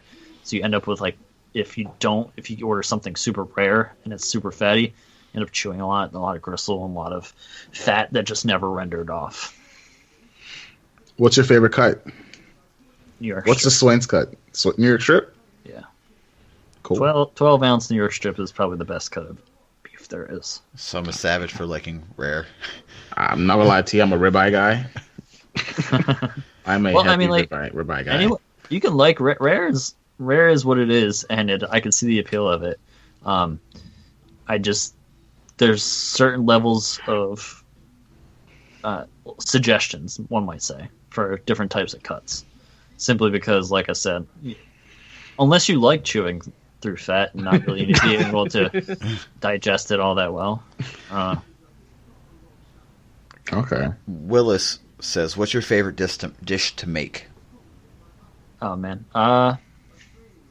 it's I always like cooking brisket. There's something nice about cooking a brisket and breaking it down and slicing through it and eating most of the outside yourself before. The bark? Yeah. Burnt ends on brisket are probably the best part. Oh my god, they're so good. Bark shark. If you gave me one, like if I had to just eat brisket for the rest of my life, I'd be fine. Right. We're doing lightning rounds because we got a time limit this today. Which I think we've covered. BitDead had one that's what do you do to counter tilt, which I think we kind of covered earlier. Yeah. But he did have a personal thank you to you and Crucible Radio for helping him turn his 0.4 into a 1.0. Oh, nice. KD, so I'm slipping back towards 1.0. I can for some reason hover around 0.9, but so well. I simply because I'm very carefree with my play style. I find myself, there was a while where I was playing heavily into what was best or what was the meta, and I saw it shot up to like 130, 1.30, and now I'm like 1.15, sliding back down towards the 1.0 area, and I'm having just as much fun, if not more. Davis says, "What's your top 5 metal bands?" Oh man. So, I mean, I'm probably. This is gonna be kind of a controversial statement, but I don't really like music. Oh! Yeah, when you told me that Bones is the one who picks the music for the episodes, it blew my fucking mind, man. Like you... It's a very weird thing to say. I don't think I almost guarantee none of you have heard someone say that before. Someone that just says, "I don't really like music."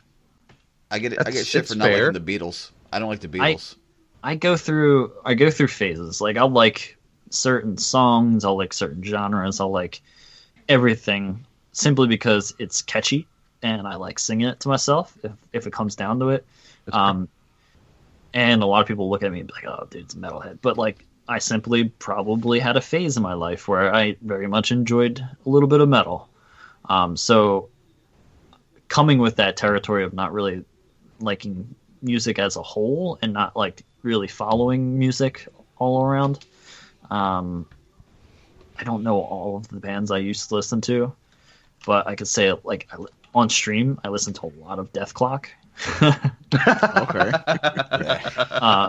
And simply because I really like the show and I really like the songs are hilarious and they're actually really well done. Yeah, that's actually very true. And I like Amon Amarth because like the Vikingness of Amon Amarth and their music is very appealing to me. I don't think I could go too much deeper without sounding like I grew up in the 2000s to metal at that time. Like all that Kill Switch, fucking, damn, I can't even think of them. So I sorry I let you down, but I guarantee you I liked it at some point. Member Kill Switch? It's the member berries. Oh my god! Right. I'm sorry, you pulling out Death Clock is amazing. Oh, I fucking love that show. Dr. Rosso, the rock and roll clown. I do cocaine. I woke up with the clown's hand in my pocket. That's how I started my morning. I think we talked about the Overwatch and Destiny, what you would like to see. This is from Co-Founder. How about a memorable story from a crazy night at work? Pulls out steak raw off the fridge after somebody wanted it rare. Oh man, a memorable. I don't know, like the memorable ones are usually the really busy nights, and like it doesn't really translate well to normal people because like being able to like really knock out a very busy night where you turn your restaurant 3 times, like that's like not impressive to other people, but like. Speak for yourself. I want to hear it. Just having like, you know, being down at like you have someone that's not used to a station on your, you know, on your line, and you go into it kind of stressed. You're like, oh fuck, this guy's gonna like, we're gonna have to pull weight here and kind of like cross stations and make it happen. And then at the end of the night, you end up absolutely knocking it out of the park. Every single dish goes out perfect, goes out on time, goes out warm, like perfect temp, literally everything, and you know, nothing but smiles on the way out. Those are the best nights. Other memorable ones though, like I don't know if any of you are familiar with the trend in Philadelphia of Restaurant Week. Yeah, we have that down in DC. Yeah, it's literally the worst.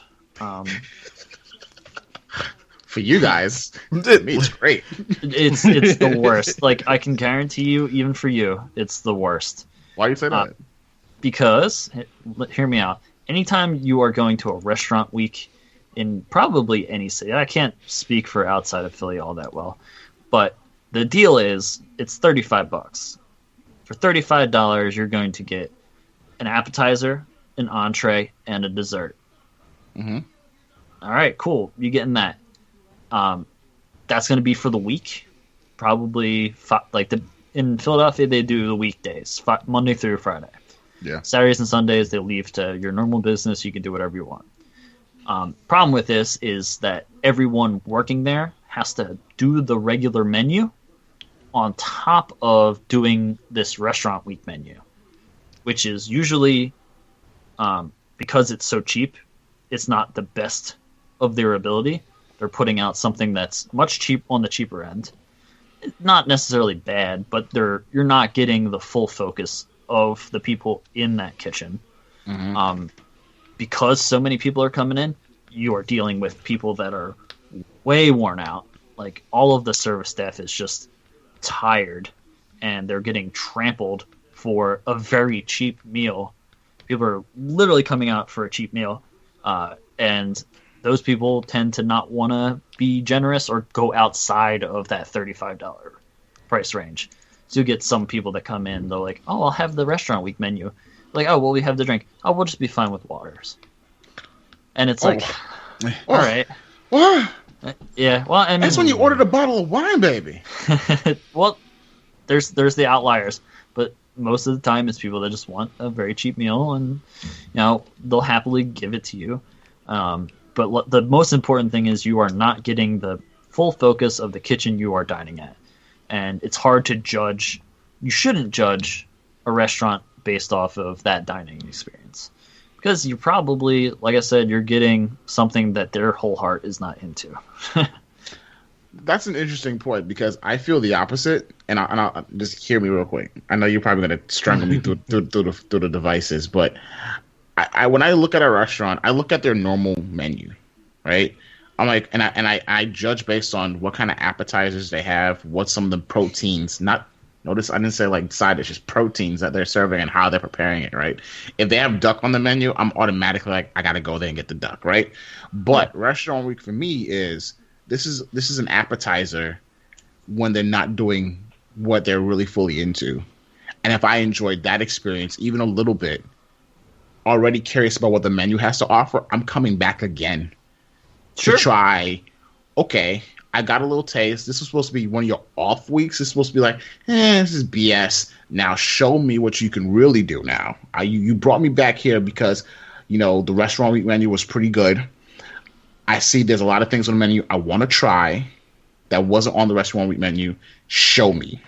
That's how I approach it. I mean, like, that's a very good way to approach it. It's just being judged. It's tough being in the restaurant industry and having people judge you based off of that performance. Whether it's your front of the house being way overworked, they're trying to turn the entire restaurant very quickly because we filled up with reservations, and they're like, they can't be as hands on or helpful with someone that very much knows just exactly what they want. They want this $35 meal. We'll have this beer with it, and that's what we want. It's tough. I get from a customer's standpoint, but especially at my restaurant, you can get several meals any day of the week for that price point. The appetizer, entree, dessert. And why wouldn't you just come in for that? Like, you're going to be treated very well. You may have to pay $4-5 more than that to get something super special, but why don't you just do that? And you'll have a better time. And come in during restaurant week, because you'll be, one of the few people that come in, and you'll get treated very well. The service will be pristine. The food will be something that we put a lot of thought into, way more thought than we would have put into a restaurant week menu. Mm-hmm. And I don't know. It's tough. It's tough because especially in Philly, restaurant week makes you pay to do it. So in order to be part of restaurant week, you have to pay the district money to be part of it and be on all the flyers and be advertised with it, and you're already at a loss. That's crazy.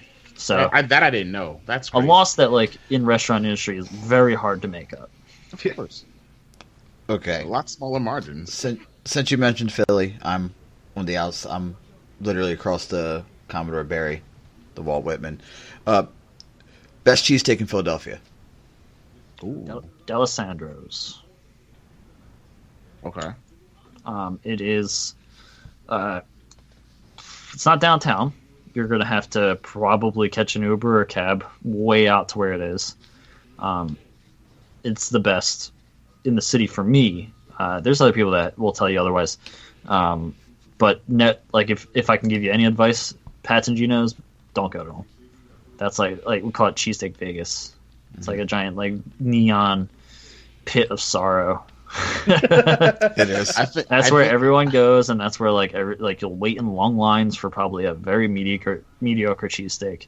And if you want to go downtown and get a good one, not far from Pat's and Gino's, there's a place called Ishkavil's that's really good. I was going to say, South Street. I like Jim's. Yeah, Jim's is pretty good, but you also get in that line. You're also getting a shit ton of people. Yeah. So I've had Tony Luke's, which was utter garbage. I've had Gooey Louie's, which I really love. Gooey Louie's is good. I love Gooey Louie's. I remember. If you like Gooey Louie's, you would very much like Alessandro's. Okay. Well, first of all, next time I go to Philly, I gotta go to your restaurant. So please, and I'll tell you this off the bat. I judge a restaurant. I ordered like 2 or 3 appetizers because I'm indecisive, and so I want to be able to say, "Oh yeah, I went to this restaurant and I had this, and then me, my fiance and I, we ordered 2 different things so we can both try different plates. And I always get a dessert because I feel like, a lot of people. This is how I am. We try a bunch of things at once as we can, so that I can give, because I try to give like recommendations to my friends, and so I'm a big foodie.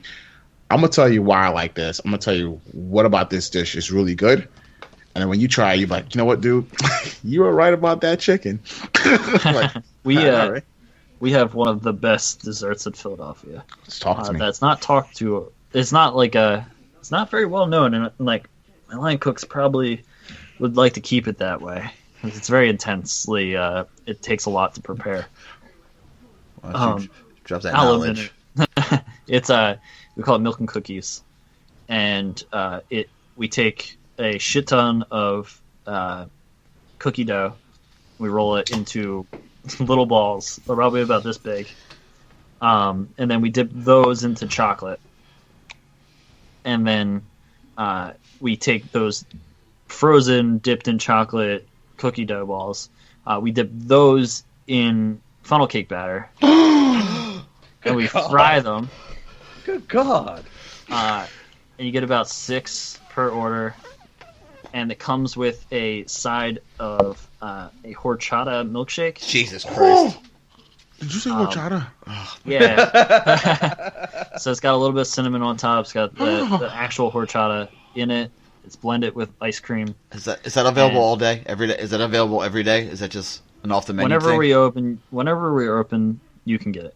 Oh, I fucking love you. Milk and cookies. I fucking love you. I'm gonna fuck up my whole cheat day for you. Ooh. All right. Last question. That just blew my mind. Biz, okay. If you come to Philly, you better call me so we can go together.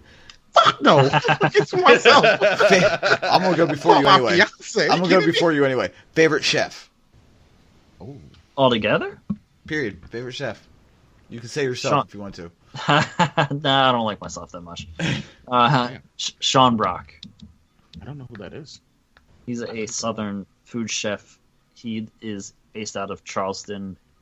Kind of in... where did I go? He's in Nashville as well, but he owns a restaurant called Husk. There's 2 of them. He also owns McCrady's and a tortilla, like a taco place too, that's called Minaroa. All great places, super inventive. He was on a season of Mind of a Chef, so I love that show. Oh man!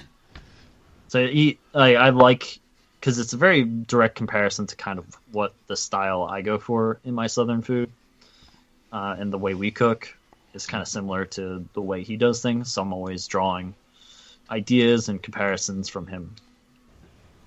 Okay. Well, I have one quick question. I'm sorry. I have to ask this question. As a foodie, I wouldn't be myself and ask this question. When you're not in the kitchen, do you cook at home? And if you do, what do you cook? Like what I'm trying so hard to be better at this.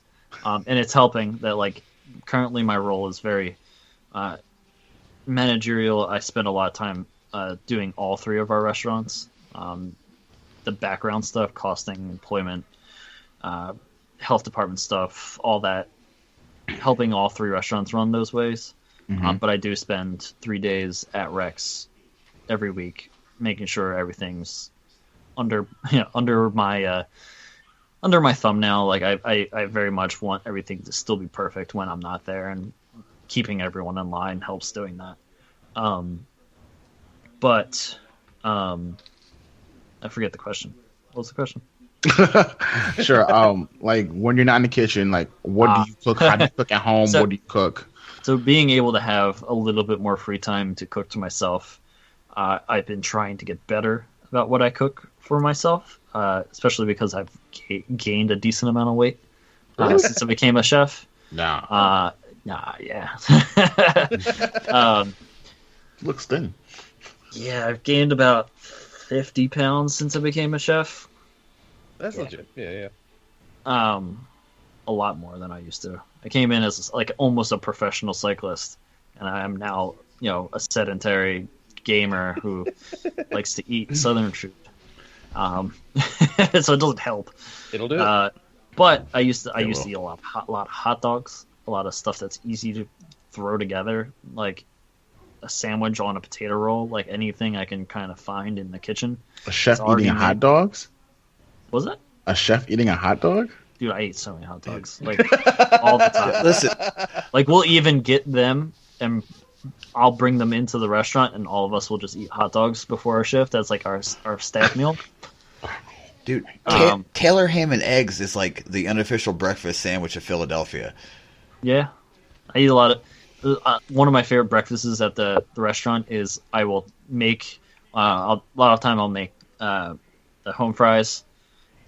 Really crispy, and then I toss it in the spice that we use, and I put it at the bottom of a bowl, and then I make a shit ton of scrambled eggs, and I put that on top of that, and then we have a jalapeno cheddar sauce that I just like coat the entire thing in, and put a bunch of ketchup on it, and eat it, and shovel it into my face. It's not like I would never serve that to anyone, but did you just say ketchup? Yeah, man. Here we go. Potatoes and ketchup are the best combinations. But you added and eggs, yes. Biz doesn't like ketchup on anything, Swain. I should have. No. I understand. Ketchup has its place. Now, no damn macaroni and cheese. Yeah, I'll agree with that. There's certain things I wouldn't put ketchup on. But that's what I like. That's a lot of chefs just eat garbage. Like, most of the time they're spending, because what ends up being is that you spend a lot of your time cooking this very nice food, and it becomes your job. That is your job, to focus on these very, very insane details to food, and you get done your job, you just don't want to keep doing that. So you want something simple, whether it's like a oven pizza or hot dogs that you can just throw on the grill or whatnot. But I've been trying to get better. I'm actually even going to be starting to stream cooking in my own house. Ooh. On Twitch. Let me know immediately. I'll be your first follower. Sure. Yeah, I mean, like, I'm already on Twitch, twitch.tv/Swainstache. The man's a pro, throwing plugs in seamlessly. I didn't even have to ask him for it at the end of the episode. Yeah. That's where I'm at. I do the gaming side, but still working out the kinks of doing a stream from my house, like my house kitchen. First one will probably just be meal prep, because that's what I've been doing lately a lot. Is just kind of prepping things in advance so I don't find myself eating hot dogs or find myself shoveling chips into my face as a meal, which it's really not. But down the line, we'll be doing more interesting stuff. I plan on doing I just got an ice cream maker for Christmas, so we're gonna do some ice creams. Teach you how to make eggs properly. No brown. Like, if you put brown in your eggs, you're doing it wrong. Put what? If there's brown to any of your eggs, you have cooked your eggs wrong. Over easy, over medium, over hard. Omelets, poached eggs, all of that. I can't poach an egg just yet. That's the one that I can't do with eggs. It's so hard. It's so easy. It's the easiest thing you possibly do. Yeah. I think it's just, for me, it's the amount of vinegar that I try to put into the water, and then the whole stirring thing. Like, I'm just very freaked out by it. I'm like, eh. So you want about a cap full per quart of water. Okay. So 32 ounces, about just a little bit under a cap full of vinegar, white vinegar, preferably. And you stir your water first, and then crack your egg into the middle. Mm-hmm. And literally just wait a little bit, and you should be fine. Anyway, I'm gonna try that tomorrow. I'm gonna do steaks. I'm gonna do, all sorts of different things. Still just gonna feel it out as I go. But if you cook in my own house, it probably eats most of it. I'd like to see an actual chef do meal prep, because I've been doing meal prep since the beginning of this year, and I'm desperately grasping at straws to try to put meals together that don't taste like, just straight death. So I will definitely be watching that one. But we do not want to hold you off any longer. You asked us to keep it under 2 hours. We're just under 2 hours. Yeah. Swain, why don't you give everybody where they can find you if they haven't already? I don't know why you guys aren't following Swain on everything. Most of the time, you can find literally everything I do at crucibleradio.com. If you want to find me on Twitch, twitch.tv/Swainstache. I'm on Twitter, Swainstache_CR. Yeah, that's pretty much it. Oh, at Instagram. You want to see all the food I make. Yes, it's just at Swainstache. SWAINSTACHE. I'm going to follow you on it. I'm going to go create an Instagram account and follow you. See all the food porn. I tell you, I'm also maybe that'll be something else I do like a YouTube video on, is taking a proper photograph of food. Ooh, like there's a way to do it, and there's a way to not do it, and a lot of people don't do it right. You'll see by my Instagram. A lot of even my employees don't do it right. It drives me insane. It's amazing, Biz. Biz, well, go ahead, Des. While Biz is making an Instagram, give everybody where they can find you. You can find me at Twitter at DES_Raven. You can find me on Twitch at the Corvus Nest, or twitch.tv/the Corvus Nest. And you can search me out on YouTube at Death Switch Raven. Biz, you have time to talk? Okay. Yes, I do. It's the main man, the Businessman 24. You can find me on Twitter at businessman_DRP. You can find me on Twitch, twitch.tv/businessman 24. Yeah, hit me up. Don't be a creeper. You can find me, the bird dog of RNG, at BusterKnuckle13 on Twitter, on YouTube at BusterKnuckle, and on twitch.tv/Buster_Knuckle. You can find the RngCast at the RngCast on Instagram and on Twitter. You can email us, the RngCast@gmail.com. Anything you want. And I think we have an Instagram, which I don't know. It's at the RngCast, right? Yeah, at the RngCast. Please give everybody in the DestinyTracker.com podcast network a listen to. The Destiny Down Under guys. The Destiny Lorecast, by the way. Raven and I were on Destiny Lorecast, and they actually did make me change my allegiance to Dead Orbit. Also, Rabbit Hole Radio. You can listen to they just got started. Some theories. And the Destiny Tracker podcast himself also just joined Massive Breakdowns. They just joined, so give everybody a listen. Wicked. Give it a love. There's a burger. This is the 37th episode. I did it right this time of the RngCast. We're out. Later, man. See you all next week. Bye.